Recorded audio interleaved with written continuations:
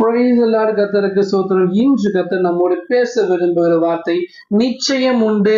ஆமென். கர்த்தர் நிச்சயமா உங்களை ஆசீர்வதிக்க போறாருங்க. ரொம்ப நாளா ஜெபம் பண்ணிட்டே இருக்கேன், என் ஜெபம் கேட்கப்படுதா, என் வாழ்க்கையில இன்னும் ஒரு விமோசனம் நடக்கவே இல்லை, ஒரு நல்ல பதில் கிடைக்கவே இல்லை, நான் எப்ப நல்லா இருப்பேன், என் பிரச்சனை எல்லாம் எப்ப முடியும்னு சொல்லி யோசனை பண்ணிக்கலாம். கர்த்தர் உங்களோட பேசிக் கொண்டிருக்காரு. நிச்சயமாகவே முடிவு உண்டு. உன் நம்பிக்கை வீண் போகாது. கர்த்தர் மேல் நம்பிக்கை வைத்து கர்த்தரையே தன் நம்பிக்கையா கொண்டிருக்கிற மனுஷன் பாக்கிய வசனத்து பிரகாரமாக இத்தனை நாளா கர்த்தர் நம்பி இருந்த உங்களுக்கு நிச்சயமா கர்த்தர் பதில் தரப்போறாரு.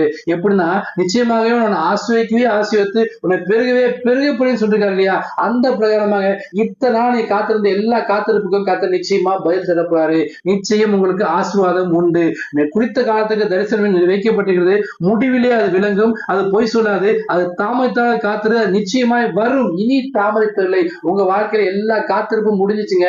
இனிமே ஆசீர்வாதம் தான். வாழ்க்கையில எல்லா காத்திருப்புக்கும் சேர்த்து கர்த்தர் ஆசீர்வாதத்தின் வாக்கியால கர்த்தர் மாற்றப்படாது.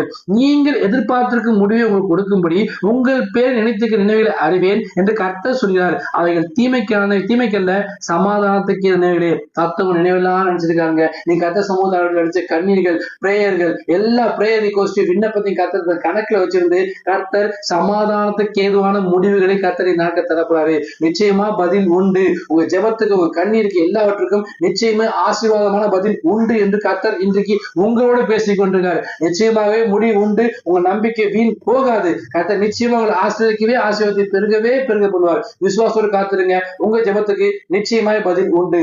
ஆமென். God bless you.